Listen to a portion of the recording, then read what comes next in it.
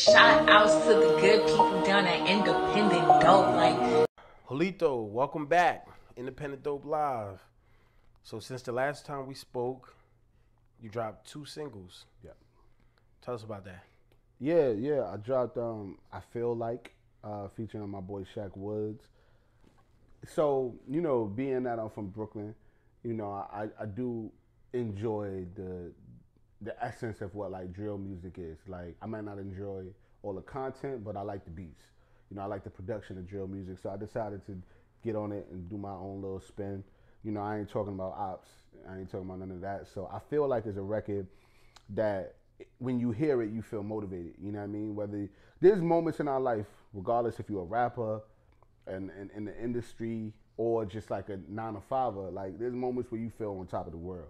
You know what I mean? So in the record I'm talking about, I'm feeling like Hove, I'm like Rockefeller, I'm feeling like Wayne, I'm about to cash money. Like there's records where we just feel like we the shit in that moment. So I wanted to make a moment for like people to feel like motivated and inspired. So I dropped that joint. Then I decided to get vulnerable. Music for me, I've been doing it 15 years, but this is the first time I'm really putting out, a project, and I use music as an outlet for me to like get off. Acting in a sense is where I can, but let go of me and becoming someone else. I can step foot in someone else's shoes and tell their story. Music for me is where I can tell my story. So what would Bishop do is a record where I'm just being vulnerable about like my life, about like the things that I go through, the things I think people near me go through. Just it's a song where you fed up and you might go through your life struggles and you might go through what you go through, and there comes a breaking point where you're like, I'm fed up. So I use the analogy of like Bishop from the movie Juice to talk about like what would Bishop do. And that movie is so powerful because it's a character where he's fed up with life. He getting beat up by Rodamez. He tired of getting bullied. He tired of getting pushed around. He takes matters into his own hands. You know what I mean? So I think it coincides with the record because I may not have gone in the Bishop route, but like there's some moments where you got to sit and be like, man, what would Bishop do? Right? And sometimes it's like taking back your power. That's a dope analogy, way to put it, taking back your power. Yeah. Most people know you from acting. Mm-hmm. How long have you been rapping? Yeah, I was rapping way before I was an actor. Like music was always a part of my life. Like whether it was listening to my mother play Mary J. Blige all throughout the house every day, whether it was my brothers freestyling in ciphers randomly, in the 90s, or it was just me just loving music and just finding like music for me personally is therapy. You know what I'm saying? Therapy, it's an outlet for me to like get out things that I go through. So I was doing music way before acting. It's just once acting got started, acting just popped, and I had no time for not much else. But music is, and I've been very like a perfectionist when it comes to music. Like I'm not really a perfectionist in my life, but with music, for some reason, I'm like super like on it. So I've been recording music for, since before acting, but this is the first time I'm putting something out. Because it's honestly the first time I'm as confident as I am with music. I feel like I'm actually making the records I want to make and not records people are telling me to make. I'm talking about content I want to talk about. I'm not making records, talking about killing and drug dealing and things I never experienced. I'm talking about what I go through and what people like me go through. So these are records that I feel close to. So I finally decided like I'm gonna just put records out and see where it sticks, and I'm excited to drop the album. Yeah, I think what's dope about what you're doing is because a lot of times when people, and you've been rapping first, but you're known as an actor, mm-hmm. when they transition or they pivot to another part of the industry like rapping, rappers in general have a hard time having that credibility anyway. Yeah. It's one of the most criticized professions that are around. But yeah. I feel like the music, when you sent it to me, it was fire. I'm glad that it's dope because you're my man. So I'm like, it's easier. But I feel like people are really gonna be pleasantly, maybe surprised at how high quality the music is. Yeah, when I was dropping music the first time, like maybe like 10 years ago, like I think people were too attached to me as Julito being naming the character on The Wire. I think people had a hard time, you know, isolating the two. The fact that now, like, I think people have gotten clear that I'm not naming. You know what I mean? Right, I'm Julito, right. you know, so Yeah. it's a little bit easier this time around. And the reception has been fire. Like, people love it. People have been loving the records. They've been wanting more. So I'm excited to, like, drop the full project. Yeah, and I think a good part about that is right now, you know, you're going by just your name, Julito, rather than prior it was Jay Bryce. Yeah. So that still kind of had part of an attachment to The Wire. Yeah. So it's easier to separate it, and enough time has passed. Yeah. And I also think now it's more accepted for people to transition into music. Yeah. Yeah. Right now, music is vast now. There's so much Exactly. music, so much opportunity for different voices to be heard, more so than ever. You know, before you used to just hear a very specific style of music and that was it. Now, like with R&B, you know, hip hop, all of it, you just hearing an opinion and a specific point of view from everyone, from like people that were popping and like cool in high school, and you know, those drug dealers. Also now to like you hearing the perspective of people who were kind of nerds or geeks or you know the introspective. Like you're just hearing everyone's point of view in music, and I don't think you've ever really heard that before. So yeah, now I'm going by Lito. You know what I mean? Like it only makes sense that you know I was always fishing for a name because I wanted it to be completely different from who I am. But then that's like also me running from who I am. So you know the music name is Lito. And you know, it's not anything else now. you mentioned that you're not talking about like a lot of like direct. You don't have a street narrative as far as like being active, shooting, killing, you know, drug dealing. Yeah. Do you feel like that can bring a bad energy around you if you do, or is it just? Yeah, that's not my life. So everything I'm talking about in my records is absolutely true, and I'm not going to talk about something I'm not living. And so even to go further, like you said, like I also don't invite that negativity into my life.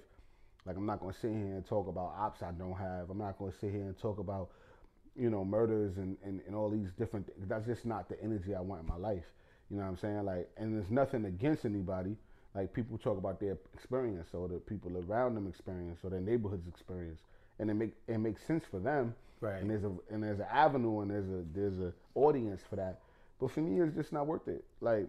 And I'm saying, like, I have my moments where I might, like, speak about, like, what's going on in my neighborhood or what's going on and where I come from.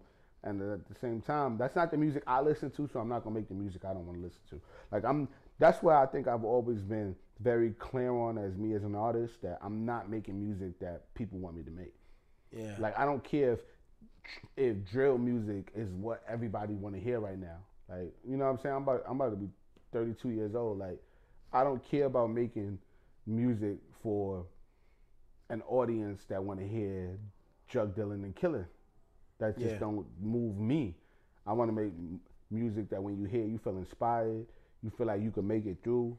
Right. You feel like you can get through a struggle or you in a struggle. You know, that's the type of music I want to make. Like, I want to make music about women and relationships. You know what I mean? I've had many relationships, so many women. I got a lot of records I can make about relationships. You know, like I think there's enough out there that if you want that, you can get that. Okay. You just ain't gonna get it from me.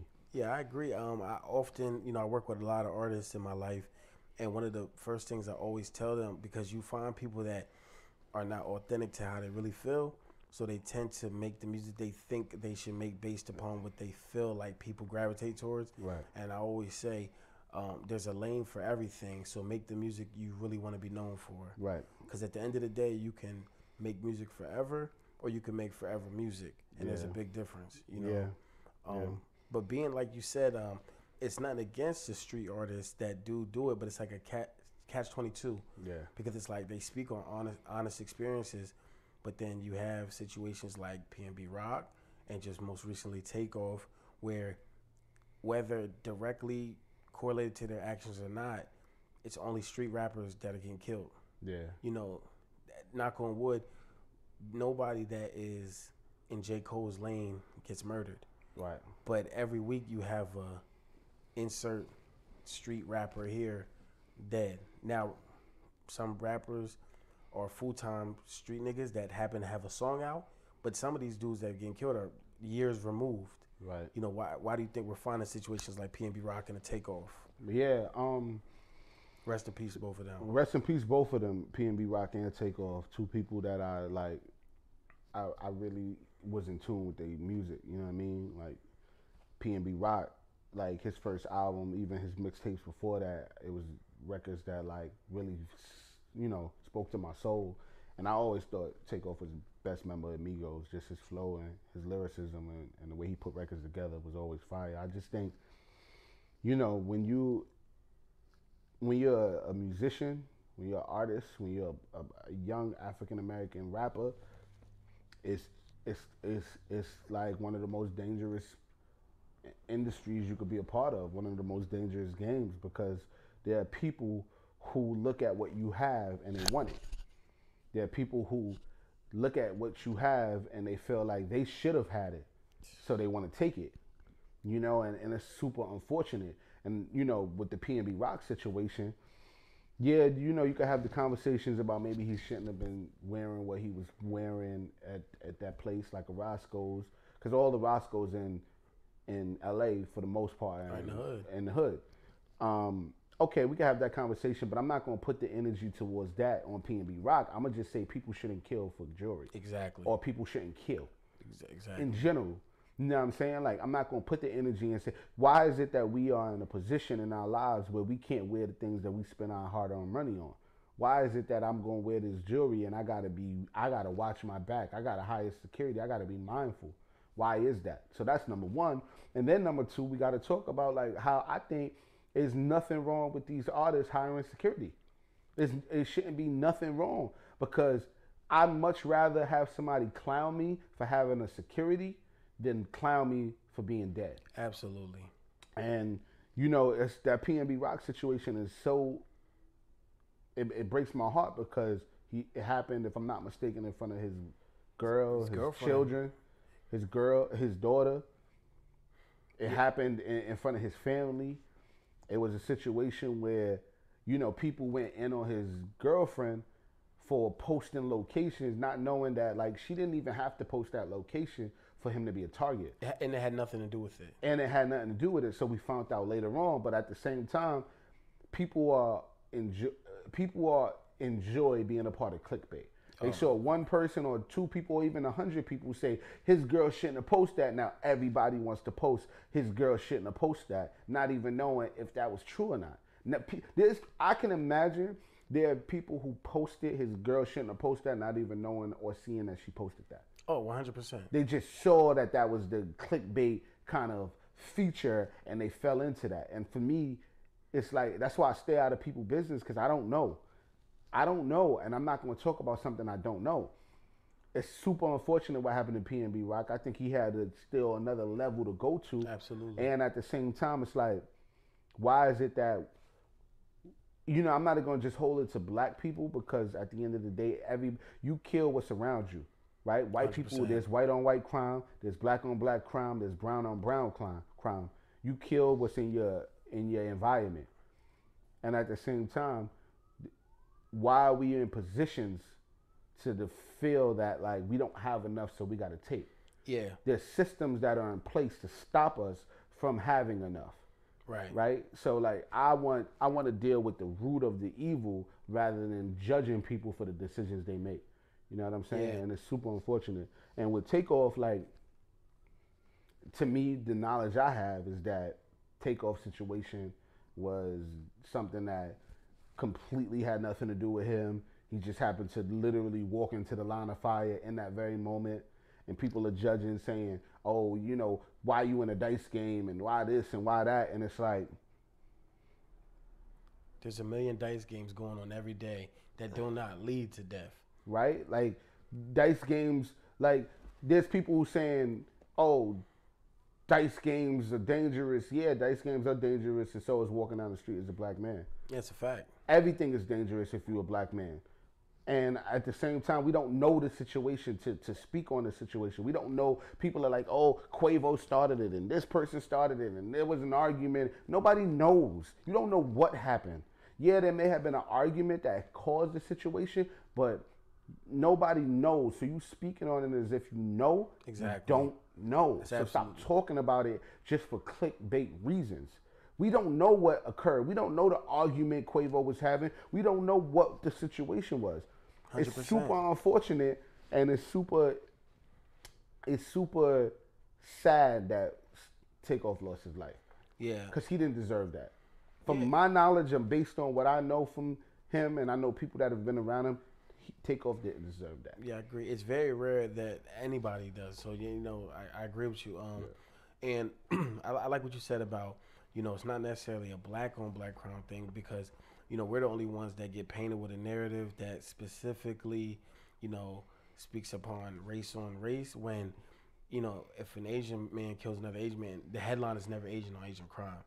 And a lot of time it doesn't come down to, well, basically they paint the narrative as if black people are inherently aggressive. Right. When it could easily be said that poverty breeds aggression. Absolutely. So and so like, then where does the poverty start? Exactly. So if you're going to talk about African Americans being aggressive, and then like you just said, poverty is the reason because most people shoot, kill, or rob based on their living experience and what the things they need, right? So we're going to have those comments. Why are we in poverty?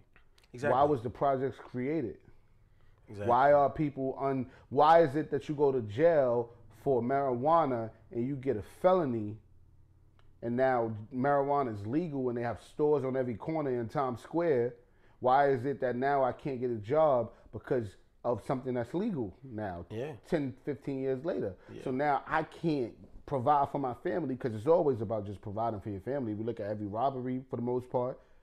There's of course the ignorant dummies that just do it because they just hating, but most part is people who providing for themselves or their families. Yeah, absolutely. Why is it that where do these systems start? Exactly. They usually, and then that's a conversation I mean for another time where we could go really deep into the fact that it started during slavery and prior to that, where they knew to break up the black family, you needed to create dysfunction in the infrastructure of the mother and the father. Break up the family, create chaos. Create destruction. Just go out your way to disturb the structure of a black family, so that because you know without a black family there are children that are growing up without a true support system. Yeah. So now we're going to create dysfunction in that so that these young kids coming up could be the criminals and evil people that you want them to be. Right. And you know what I'm saying? And then with following off what you said, you know, in those neighborhoods, you break up the family, and then those individuals or those families, there's no equal access to health care. Absolutely. No equal access to education. No equal access to nutrition. Absolutely. No equal access to information, financially, resources. Or just generally. Exactly. So it's like, it's basically like, you know, they always say like, you know, we're starting the race way later. So it's like there's almost no shot. But it can get real. Well, deep. there's options, right? Like there's certain people like myself who decided this is my environment. Yeah. And I see what's possible, and I'm not going that way. Yeah. I'm gonna go this way. Who taught you to think like that? I mean, I could only attest it to my mom's, you know, being from the streets, knowing the streets. She was in the streets heavy, you know what I mean? Big booster. Big time hustler, big time, you know, every big time dude in Brooklyn know who my mom was growing up. She could have easily chose to let go and be like, my kids gonna do what they want. And naturally we probably would have went her route. Right. But she chose differently. She said, that's not what I'm gonna want in my son. That's not what I'm gonna lead him to be. So I was taught very early on that just wasn't my life. Right. Yeah, all of my friends and all of the people that were around me was in that life, but I just knew something that didn't speak to my heart. This speaks to my heart. Right. But if you look at it in my life, almost all of my friends are dead or in jail. All of them, every single one, and that I grew up with, at least. And like when you say that, it's like, unfortunately, that experience is not exclusive to you. Mm-hmm. How many of us have friends that are dead or in jail, and we think it's regular, mm-hmm. but then you meet somebody from another side of the world or another side of the spectrum, and they've never even seen a fist fight. Word. And I think the bigger conversation of these rappers getting killed is, we're losing rappers that entertain us or even friends, but the kids are losing fathers. Yeah. And you being somebody that grew up without a father, due to gun violence, how do you feel about that? Yeah, my dad was an immigrant from Colombia who came here when he was in his 20s to find a way. And he met my mom. They met, I said it before, but he didn't speak English, she didn't speak Spanish. They met, they fell in love, and within months they lived with each other. And they only were together for a very short period before he was murdered. They found my dad in the trunk of a car at a drug deal going bad. And I look at it and I say, I could easily have let that and allowed that to be my story and to just end it there, or I could have spoke against it, or I could choose to be different from that. Yeah. And that's what I've done. You know what I'm saying? Like, I see what the street life gets you. You know what I'm saying? I see what occurs when that's the route you go through. Like, it's cliche, but most people that go that route end up dead or in jail, and that's just natural. That's just what it is. Yeah, no one wins in this game. One side just loses more slowly. Yes. And I realized that very early on, and I knew that wasn't for me, and it's super unfortunate that this is what people feel they need to do, and at the same time, you got to understand there are powers that are extremely powerful that are stopping young black people, especially young black men, from getting to a next level. You know what I'm saying? Yeah, I agree. Like, I look at it like this, like, it's kind of going off track, but it's real, but like, growing up, right? Like, I remember growing up and being in school, and you just never know what people in school go through. Like, especially middle school, high school. Like, you talking about kids who don't have food in their refrigerator, kids who are getting abused by their parents, kids who have nothing. Then you get them in a school system and you're telling them, pay attention. Right. You telling them, why are you falling asleep in class? You're getting mad at them because they're not as focused as they need to be. This kid ain't eat breakfast, bro. Right. This kid ain't eat dinner last night. Slept on the floor, maybe. Probably slept on the floor. He didn't. Think about it. There are adults who really, if they don't get a good 7 hours, 6 hours of sleep, they can't focus. They can't focus without Starbucks. They can't focus without a proper meal to end the night and also to begin the day. Imagine kids who literally had to share 4 chicken wings with 4 or 5 brothers and sisters who have no proper nutrition, no proper sleep pattern, no proper, even when they do sleep, they sleep in head to foot on the bed. You can't even stretch out properly to get a good night's rest. Then you expect them to go in the school system and then focus? Or you expect them to go into a school and not fall asleep? Because think about it. People don't realize the most comfort they probably have is in school when they don't have to worry about drama, somebody screaming at them, a belt hitting them, their brother and sister fighting them. They get lunch. That table might be the most comfortable thing because this table at least is a little more comfortable than the floor. Yeah. Or at least more comfortable than a pissy bed. Because your brother that you sharing a bed with pisses the bed. Yeah, that's crazy. You know what I'm saying? Like, it's so many systems that's in place, or so many people that's in place to not understand us, to not help us succeed, that you really, really got to think about why are we in the situation we in. Yeah, I agree. And it all comes down to, it doesn't all come down to it, but a big part about it is our circumstances put us in a position to where we don't operate at our highest level. Absolutely. And then we deal with conflict resolution in a not so developed way. Yep. Because most of the time when there's conflict in our neighborhoods, it's not I'm waking up and I'm gonna shoot something black. Absolutely. It's just I'm gonna have an issue and this is how I'm gonna deal with the issue. Yeah. And also it's a lot of untreated mental health. Let's think about it. Mental health hasn't been mental health wasn't a thing until like 5 years ago in the black community. Yeah. So if you think about it, like I have family members who held on to all their pain, suffering, depression, anxiety, all that shit their entire life, and then they snap and they've never been the same. It's crazy. So think about like how much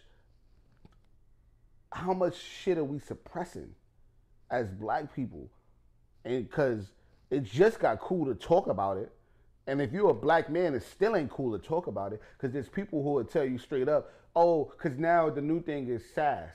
Yeah. Black men are sassy. Yeah. How about now we just finding our truth and we understanding that like we not gonna take shit either.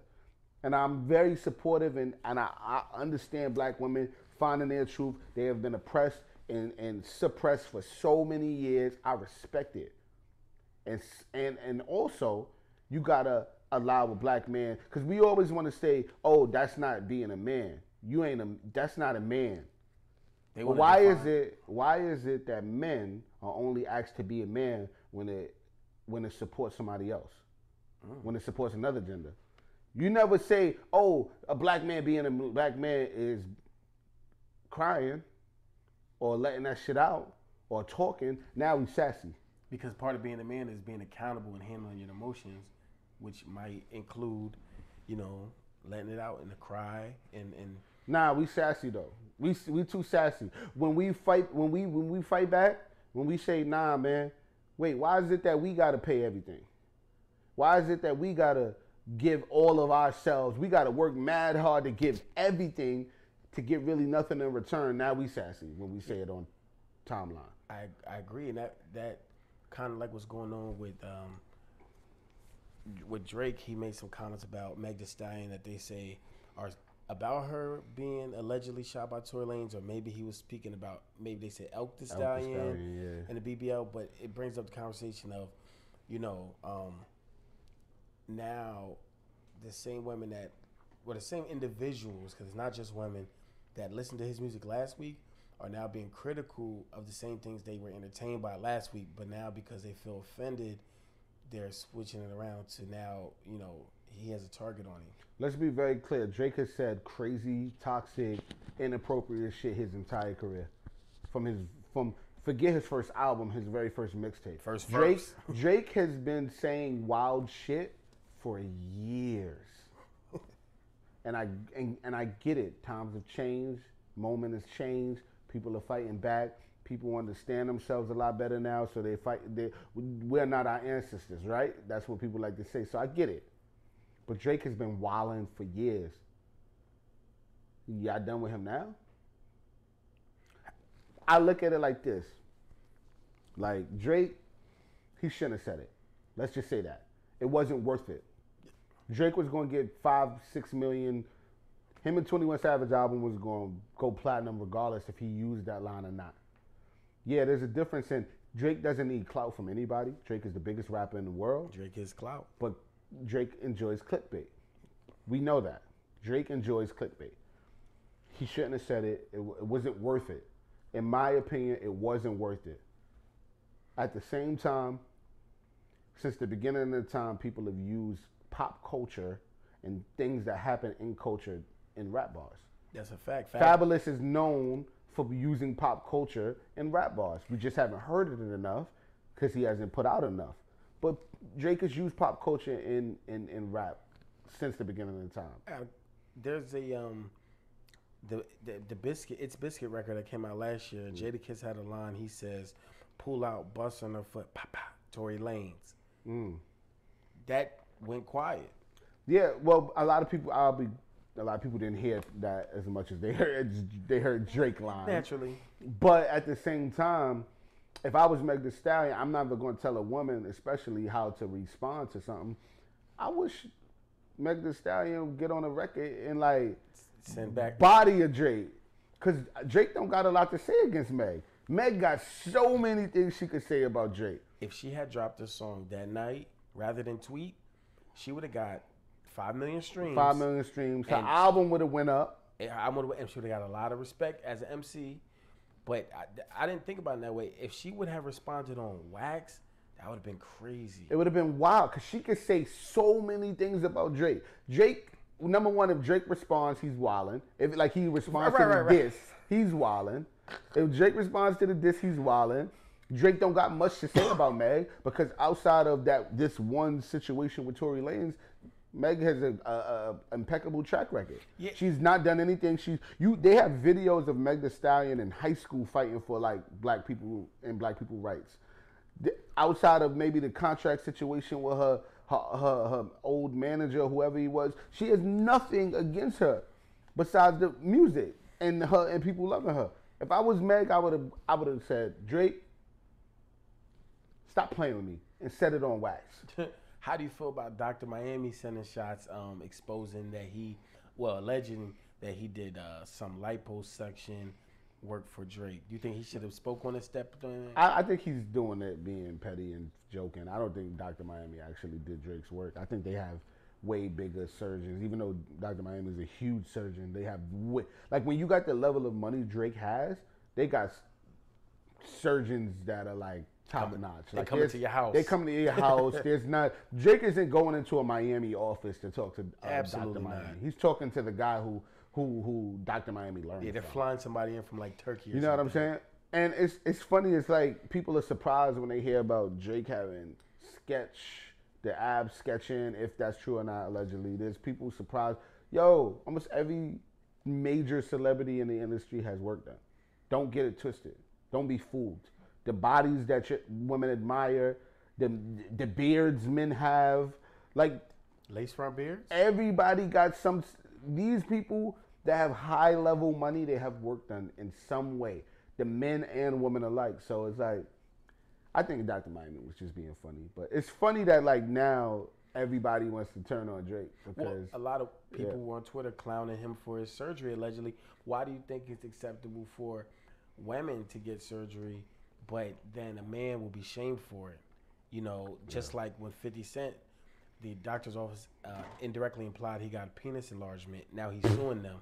What? There's a office in Miami. She posted up a picture. Apparently he was in the office for some random reason.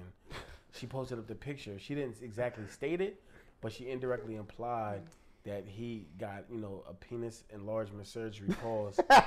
And now he's suing him. I don't think that's well, he's suing him, and Vivica Fox came out and said that it's not true, that he wouldn't need it, pause. That's Yo, social media is nuts. That's crazy, and that's wild. I'm not even going to respond to that. That's crazy. But I do think there is, I'm not one for surgery. Like, I'm just going to go to the gym or just be fat. That's just what it is. Like, I'm not even going to waste my time. Like, but I think there's a double standard. But double standards exist everywhere. In all worlds, in all shapes, in all sizes, in all forms, in all genders. Double standards exist. And like, I think there are a lot of double standards in between men and women that just don't work. Like, if we're gonna say, why y'all clowning Drake for getting your body done when getting bodies done is the new thing?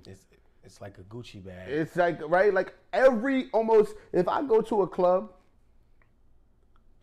50% of the women have their body done. Even the projects. I'm just saying a club. If I go in the projects, right, like you said, if I go, 50% of people got their bodies done. So it's like, it is what it is. Maybe it's not man enough or it's not manly to get your body done. And that makes, okay, if that's what you want to say. But like, I'm just still stuck on the fact that how everybody hate Drake now. When Drake has been wilding. Think about it. They had a problem with him saying something about Serena Williams. Her husband. Drake has said something about Serena Williams. We only know Drake and Serena Williams was a thing because he said it. Yeah. He had a problem with Common before because of it. His Stay Scheming verse. Stay Scheming verse was about Common, allegedly, from what we think. Yeah. Like, Like, he's been wilding for years. Y'all gonna cut him off now? That just goes to show that, like, y'all be picking and choosing the things y'all want to fight for. Stop picking and choosing. Stop picking and choosing. If you going to be against somebody, then be against them. Don't wait until it fits your narrative or your criteria to be against them. I don't think Drake can be canceled. You think he can be canceled? Absolutely not. He's the biggest rapper in the world. Drake has been cosplaying black people for his entire career. Drake has been cosplaying every culture he possibly can for his entire career. There's the meme going around, Jamaican Drake, Southern Drake. Drake has been cosplaying every culture. Nothing really can cancel Drake if you really want to be technical. And that's saying, coming from a person who, I listen to Drake. I like Drake. Yeah, definitely. But he's been cosplaying cultures, many cultures, for years. And nobody wanted to cancel him. You think this gonna cancel him? No. All right then. Yeah. So recently a lot of people online were talking about Diddy's birthday party and his relationship with Chrisean.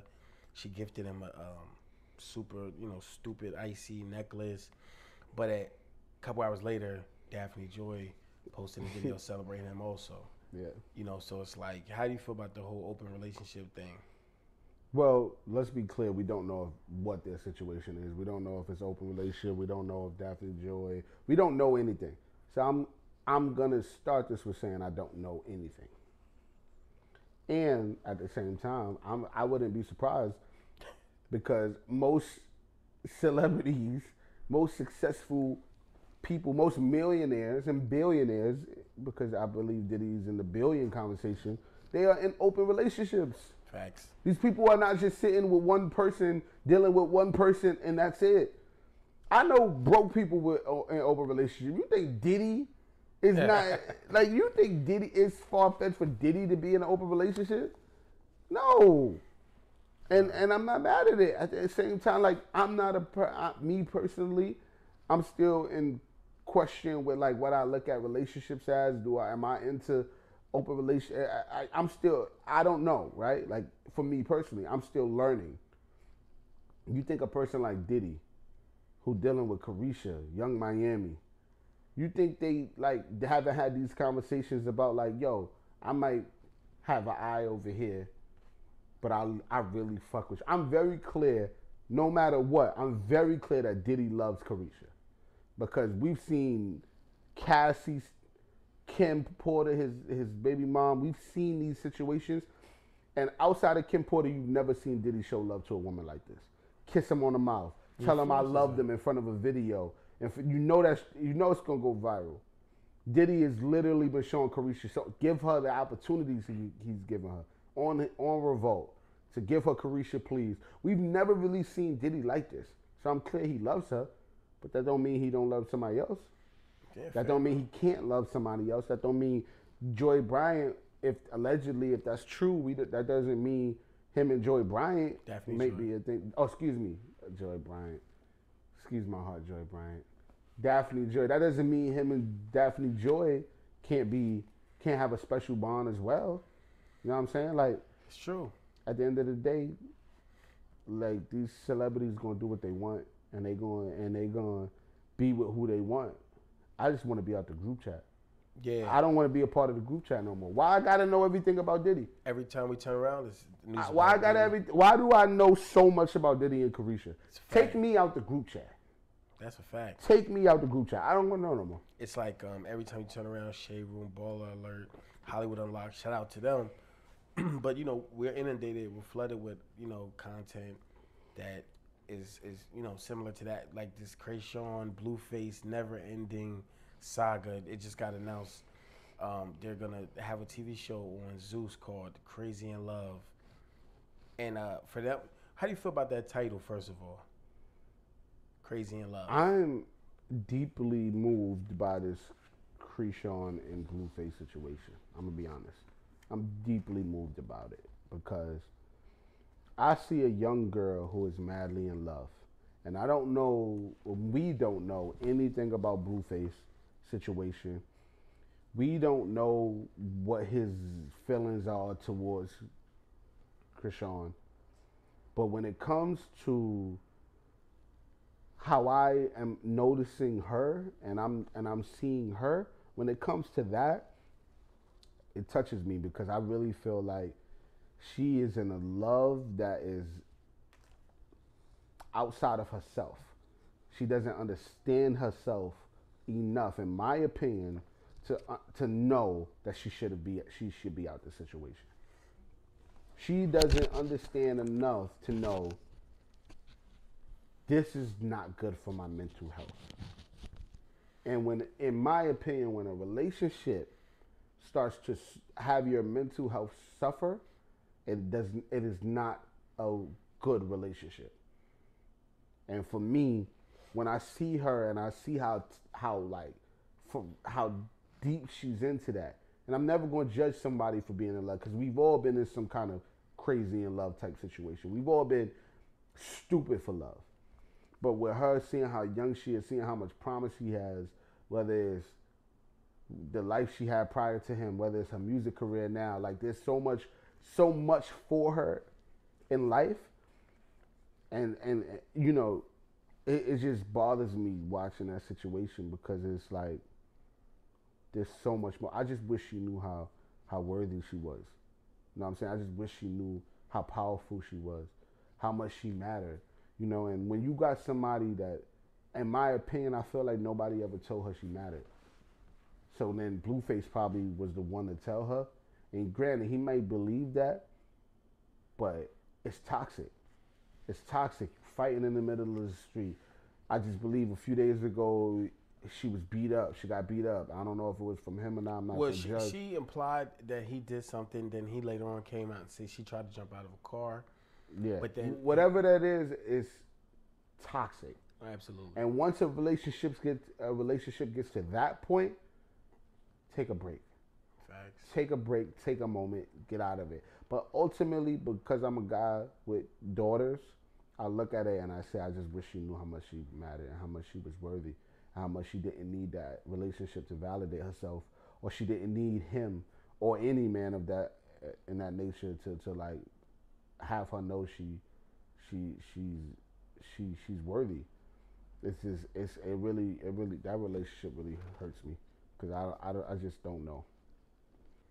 Now, I think there's two parts to the Chrisean and Blueface dynamic. Well, there's three parts. You know, her side, his side, the truth. Right. But, you know, from her angle, what she puts up from her point of view, it makes him look like he is the aggressor and he is basically on the bad side. You know, but then he released a clip where she is heard in the background crying and is basically saying, I'm dealing with him because he's beneficial to me.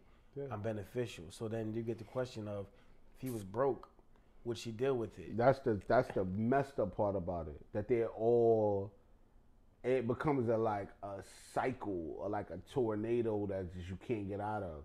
Do I actually like him? Does he actually like me? Is this beneficial to my career if I stop, or is it beneficial to stay? If we know that we put out toxic shit, are they going to post us or they not going to post us? And when they post us, that means that's extra money generated. Because their music probably ain't making a whole lot of money, right? They ain't going on tour. You don't see them doing shows, so therefore they're making most of their money from clicks. So then there's just this toxic kind of cycle they're in that where they gotta make the relationship keep going because that's how you making your money. Like, you gotta understand, most of these rappers ain't making no money. Most of them. Because you either sign to a contract that takes all your money and you gotta really put out a certain amount of albums to recoup that money, or you got to do shows. And think about it. If I go on Ticketmaster right now and I put Blueface, is it going to show me that he got a show nearby or anywhere for that matter? Probably not. So he ain't making no show money. These artists ain't making no show money. And that's where you get your money from. How are they making money? They're making money from clicks. So you stay in these toxic relationships to make money from clicks. Yeah. So you have to continue the toxicity for clicks. Yeah, the more money generated. But then it's like, do we still feel sorry for her if she's voluntarily being in? I'm these always situations? feel sorry for. I feel sorry for him and her. Well, really, what I mean by should we feel sorry? Do we feel like this is real? That too. That's another sub. That's a really good point. Do we know this is real? Because she could have put makeup on, and I'm never coming against domestic violence. I'm never saying anything. I'm just saying, she could have put makeup on and said he hit me, and they could have had an agreement. We're gonna say this, blah blah blah. He could have put makeup on. There was moments where he got beaten up. They could just be walking down the street and like, yo, let's turn up one time so we can go viral real quick. We're at the point now where if she farts, it's gonna get posted. Bro, I'm so tired of seeing Chrisean and Blueface on my timeline, bro. Yeah, just recently, she put up a video. Allegedly, he's going down on her on Instagram Live. She posted it, and it's all over the blogs, and it's interesting. Take me out the group chat, man. Yeah, it's an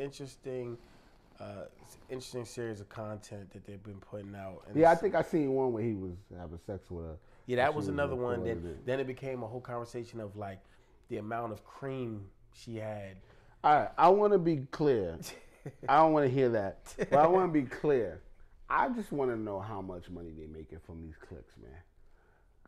Because ain't no money worth what I've seen them do for them, like for social media. But I hope it's a lot of money. I feel you because you want it to be worth something, but then also at some point we have to get back to the all money isn't good money. Well, it's always that for me. Yeah. But I pray that the money they making is literally like taking care of them for the rest of their lives. Because if it's not, y'all are wilding for the social media. That's a fact. Currently, Joe Budden and Maul have been going back and forth once again over contractual issues. Maul is saying show the books. Joe Budden is saying, you've seen exactly what you need to see based on your position in the company. Because they weren't partners in ownership, they were profit partners. I believe it was like a 70, I think Joe Budden had like 70%. I think it's 70-30. Yeah, something like that. Yeah, 70-30. Either Joe Budden's definitely the majority owner and everything. He's saying he paid him. Maul saying he didn't. So it's a never-ending cycle because you never know who's really being factual, who's being intentional in being deceptive, and things of that nature. Most recently, Maul said, Jay-Z said, show the paperwork. Show the paperwork. And he's really, really being, basically aggressive with that narrative, like, just show the paperwork. Right. I think if there's no issue, everybody should just show whatever paperwork needs to be shown. I don't like if well, Joe's saying they did see whatever he's claiming they didn't see. But the world didn't see, so show the paperwork. If you want to get out if you don't want your name to be looked at as like a slime or sleazeball, show the paperwork. You think he should? I mean, no, because what does it matter? Nobody's thinking about that. Joe Budden's show is still successful. It's still popping. People still go to it and listen to it, and I'm sure Rory and Mal show. I've never really listened to Rory and Mal, so I don't really know like how good their show is. And nothing against them. I fuck with Mal. Like we follow each other on Twitter. Like I don't really know Rory, but like it seems like their show is successful. Who cares? Like it's more podcast content. Like we got to be very clear when they're like when these situations occur, they're podcast content. It's not like actual issues that people have. Right. It's content for viewership, which means money. So I'm not gonna fall in line with these podcast content because you're just doing it for the clicks. Right. So not saying anything against Rory and Mal. But there's a high percentage that they really don't care. They really don't care. But they know talking about it will get buzz. So they're going to use it. True. So I'm not going to just feed into it, which I'm doing, I guess, right now. But yeah, who cares, bro? Y'all get your clicks. They're going to get their clicks. Shout out to Budden. I definitely hope they resolve it because I think Budden is the father to a lot of this podcast era that's going on right now. If he ain't the father, I don't know who is. Yeah. Because truthfully, he started with Joe Budden TV. Yeah. Like 14 years ago. Yeah, I remember watching that. He shit. was one of the first people to document a day-to-day. Oh yeah, but in like an episodic way. On World Star, right? He did. World Star used to post that shit. Yep, and him and Tahiri were doing it. And yeah. Oh yeah, he was the first love of hip hop on the low. I remember that back in the day. He used to record Tahiri. That's when we first saw Tahiri. Yeah, they out this shit. Pizza. Yeah, that's crazy. And but I do like the new guest he had. I mean, the new host, Ish. I really like Ish. I think yeah. I like them too. I like Ice and Ish. I think I like what he did. He decided to go and get friends. Facts. Go get your friends and not get like stars. Random people to just fill in. Go get your friends. It seems like these guys are his friends. That's what I hope Mav does. I hope Mav has some friends that he can go to instead of going. Because that's the issue. It doesn't seem like he didn't know SO until SO came on the show. Facts. SO came on the show because of Heineken, it seems. Yep. I want Mav to go get some friends. Because that's where it seems to like work longer. It's never really gonna work ultimately, but it seems to work longer when you deal with your friends. Because I wouldn't be surprised if like Ish and Ice get over Joe, or you know what I mean. Like it's just natural. Like podcast is like it's not gonna be here forever. You know what I mean. Plus, when you come on a show as a quote unquote, I'm not even going to use the term nobody, but if you come on without having prior fame. Eventually you come into money and fame, and then that's where they say it gets shaky. More so fame than money, because I don't think they was making no money for real. They said, SO said like he was making. Oh yeah, I meant the Joe Budden podcast, but and that's also the thing. So Space Ghost, he had a situation where Queen's Flip was not paying him at all. Yeah. Now what I don't want to do is, editing and producing a show. That's a lot of work. As simple as some people think, it's a lot of work. So he's doing every episode clips, editing, color correcting. More than likely, he's doing lights, he's doing angles, he's doing, just a lot of things. Crazy. To not be paid. Yeah. So I knew Flip for years. I knew Flip for a minute. We haven't spoken in recent times, but like I knew Flip back in the day, like. And Flip never came off to me like a sleazeball, like a grimy dude. I think he mismanaged his finances. I think he mismanaged Space Ghost, but I don't agree that like he slimed him. Yeah, basically, so you feel like he was learning the game. Yeah, he was learning the game. It was very early on. Like he said, they were all paying the rent for the space for a little bit. So it's like they were growing, but you could have gave him a few. But what I fuck with Flip about is like Flip takes accountability. He said, "Yo, I could have gave him a few something. I could have gave him a few dollars. I could have gave him even though this is the thing, like, even if it was like 100, 200, 300, like he could have gave him something. Yeah, so I think Flip was accountable for his actions, therefore I respect that. But at the same time, it seems like he was wrong for not paying Space, and they moved on. He wants to pay him now, so hopefully Space is not like has his ego big enough to not get paid. Get your money, my boy. You did work for that. You paid on the rent. Get your money for that. So I hope that situation seems like something that can be brushed over. I feel like I don't think they're ever gonna deal with each other again, but like he'll be alright. All in all, with all the situations, excluding Joe and Mo have a past, so even Tom could probably heal that. But I don't think too many, like, there was no point of no returns as far as disrespect. So they probably could all come back. Yeah. And hopefully they could definitely figure that out. Yeah, they'll all come back, but they won't work together again. And that's okay, cool. Because it's podcast shit. You can get anybody to come on here but it's not and just say one good thing, and everybody be like, I want to hear them again for the rest of their life, for the rest of this podcast. That's a fact. And then that's it. But speaking of Mav, I think to his credit, he was able to transition from being a prominent battle rapper. We all know him from the Dose battle, which was like 2006, to now he's doing media, and he's probably going to end up being in front of more faces than he ever imagined. Same way Joe Budden transitioned from music to media. Yeah. Although Joe Budden is arguably top 5 rapper, bar for bar. Do you agree? Okay. I didn't listen to enough Joe to put him in my top 10, but I know Joe be spitting. So yeah, he's a problem. Yeah, I just didn't listen to it. Yeah, but so with all these people transitioning and finding ins and outs, and different ways to do it. I think that's dope that people are no longer feeling like boxed in by what people were introduced to them by. Right. And I think that's important. The same way you've transitioned back to the music. Yeah. And the music is based on passion. Yeah. So it's like, you know, I know you got an album coming out. What is the title? Legendary is the option. Yeah. It's an abbreviation of LOTTO. I was going to ask how you came up with that title. Yeah. Well, I was sitting and I was thinking, I enjoy like concept albums. I enjoy albums like, I'm a fan of like most rappers' first albums. Like you got J. Cole, Sideline Story, you know, Cold World. You got Hoes, Reasonable Doubt, Biggie, you know, Ready to Die, Kanye West, you know what I'm saying, like College Dropout. Like it's usually like first albums are like your introduction to the world.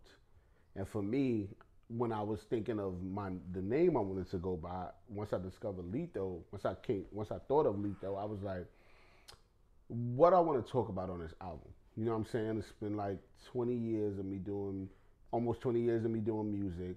What is it that I want to talk about? And then I said, you know what?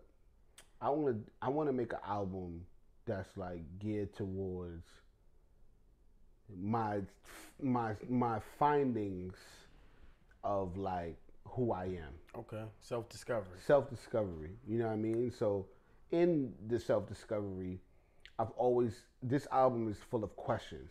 You know what I'm saying? Like in every record in itself, I'm like questioning like who I am. Like I have a record of like saying like, remember who I am. You know what I'm saying? Like, and in that, the abbreviation came, legendary is the option, because it's like, I could have did anything else in my life. I could do anything else in my life. And I always know that legendary is the option. Like that's an option if I choose it or not. That's dope. This album is about choice. You know what I'm saying? Whether it's a relationship, whether it's success, whether it's, you know, street shit, like it's a choice. And what am I going to choose? Because legendary is always the option. You know what I mean? So that's where it came about, and that's what the album is about. That's dope. You got a release date? Yeah, so I'm gonna drop it on my birthday, December 16th. You know, 2022. It just makes sense. You know, like finding myself. This is my year 32. You know what I mean? So like, I didn't think I'd make it 32 years. You know what I mean? So like, it's my magic year. You know what I mean? So like, why not drop it on my birthday? That's dope, man. I can't wait to hear that. And that's gonna be on, I assume, on streaming platforms. On everything. It'll be out available on everything. That's fine. Yeah. All right, man. Thanks for coming back through, man. Let's do it, man. Julito Mccullum. Till we meet again. Yes, sir.